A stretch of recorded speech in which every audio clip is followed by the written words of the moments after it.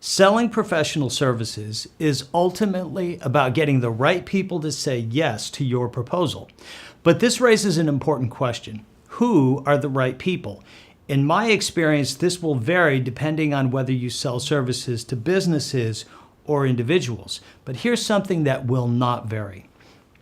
For you to create the triple win, where the client wins, you win, and your company wins, you absolutely must have clarity about your ideal client. When service organizations struggle to develop a great pipeline, to win deals, or when deals take forever to close, usually the root cause is a problem with their ideal client profile. However, when services have a clearly defined ideal client profile and make this the centerpiece of their sales and marketing efforts, great things happen. Their win rates go up, deals close quickly, their clients are deeply satisfied, their profits are healthy, and team members take pride in their work. Let me show you how to do this.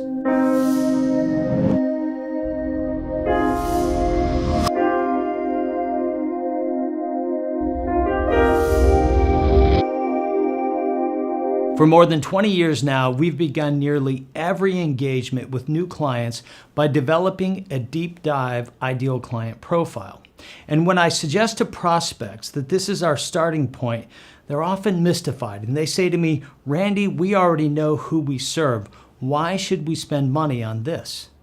You might feel the same way. You might say to yourself, "Why do I need an ideal client profile when I already know who we serve and what they need?" Well, let me address that question. A deep dive ideal client profile does so much more than tell you who you serve. It allows you to focus on the win results and lose results of prospects who are in a position to say yes. These prospects could be very different depending on whether you serve businesses or individuals. If you serve primarily businesses and your services cost more than $10,000 or are monthly or annually repeatable, such as managed services, it's highly likely that you'll have to satisfy a committee to win. Usually the committee is comprised of decision makers and decision influencers, and oftentimes committee members do not see things eye to eye, which makes it challenging for you. These types of deals are often multi-phased and can take months or even years to win. If you sell services primarily to sophisticated individuals, you will still likely encounter the same level of complexity in persuading the decision maker as those who sell in a B2B context. However, your sales cycle will probably be compressed. Sophisticated service buyers sometimes choose to work with someone after just a few minutes. This is particularly true in service verticals such as medicine, law, accounting, and financial services. In these verticals, a feeling of connection and chemistry really matters. Given the importance of getting to a yes decision, it only makes sense that you would want to give yourself every possible competitive advantage. Yet, time after time, when I speak with leaders of service firms, they're convinced they know who they serve, even when their firm is not achieving its full potential. To help these organizations understand the value of an ideal client profile, I ask them a couple of questions. If I were to interview 5 of your top people and ask them to list the top 5 goals, opportunities, and challenges of your ideal client, how closely do you think their answers would align? If I were to interview 10 of your top clients and ask them about their top goals, opportunities, and challenges, how closely would their answers match your team's answers? If you cannot today with great confidence say that you have alignment among team members and clients about what matters to them and what they're willing to fund, you have work to do. You need to develop a deep dive ideal client profile. Everyone loves a winner. Service organizations who serve primarily ideal clients convey a winner's mentality. I'm sure you've seen this. The staff know that what they do has a major impact on their clients. This energizes them and gives them a confidence that's highly attractive. I believe an ideal client profile impacts your sales and marketing efforts in several ways. One, it guides your early stage sales efforts and prevents you from wasting time on inappropriate prospects. This makes your top people more productive.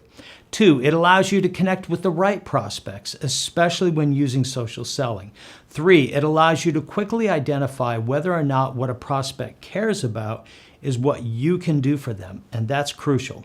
And then fourth, it gives you the opportunity to become a thought leader and create content that ideal prospects simply cannot resist.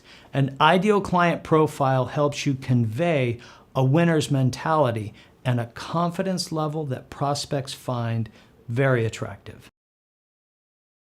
Well, this all sounds great, right? But it raises an important question. What does an ideal client look like? What makes an ideal client, well, ideal? There are 7 major qualities that we've identified that cause ideal clients to stand out.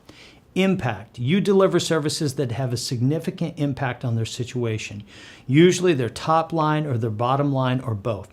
There are also other types of impact like peace of mind, goal achievement, stress reduction, and a strong sense of progress toward goals.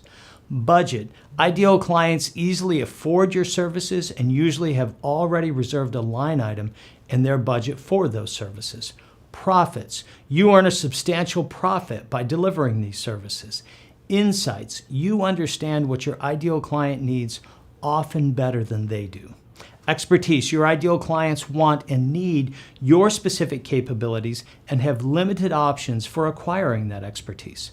Culture. There's a good fit between the way you do business and the way your ideal clients prefer to be served. And then chemistry, where your staff and your ideal client's staff work well together with few conflicts. When you think about the clients you serve today, how do they stack up against these attributes?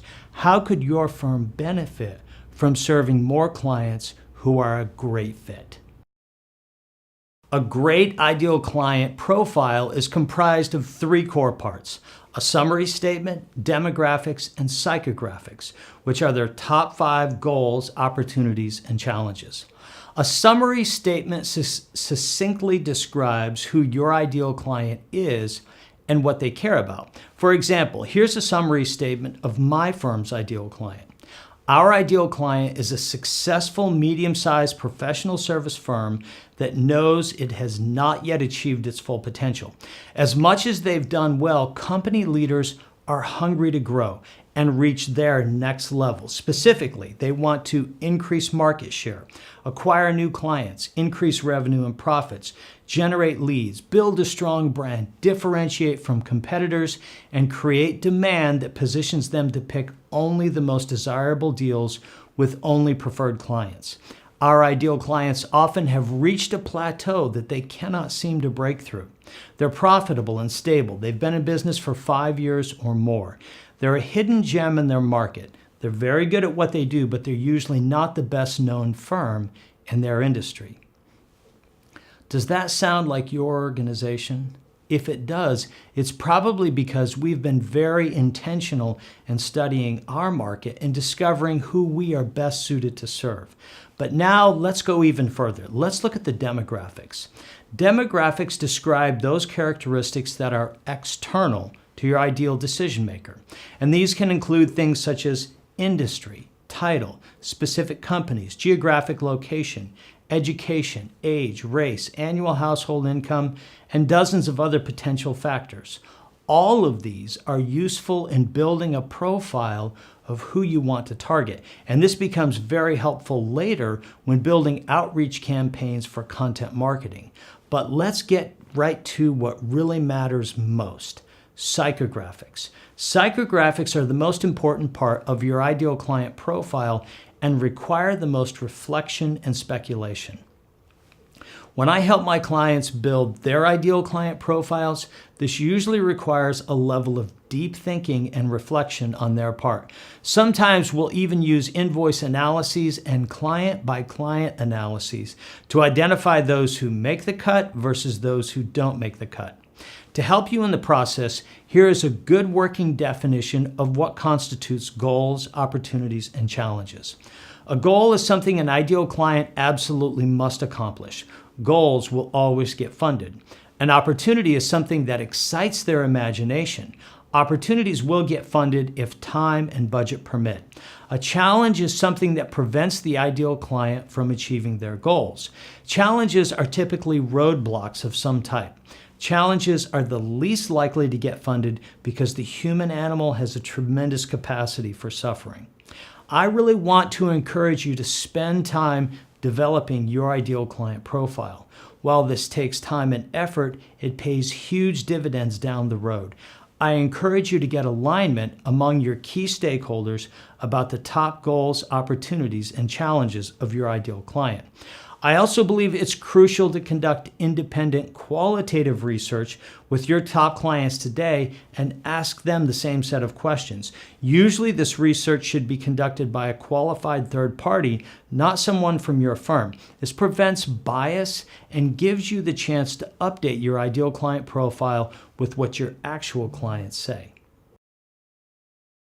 Once you've developed your ideal client profile, there are a few very practical ways you can use it to accelerate the growth of your firm. You can use it to build interview questions for the early stages of the consultative sale. You can place it on your desk, and as you're talking to prospects, see how closely their concerns match up to your profile. You can use the goals, opportunities, and challenges as a starting point for thought leadership materials like articles and blog posts, and even this video. Develop training materials for new employees so they come to understand who you serve and what those clients care about. There are so many ways to use this valuable tool. It will take time and effort to build it, but it's so worth it. If you'd like to learn more about how to build an ideal client profile, I have a resource for you. I've developed an action guide called 7 Steps to Double Service Firm Revenue. This in-depth guide will show you how to build an ideal client profile step by step. If you like the ideas in this article, I know you'll love the action guide.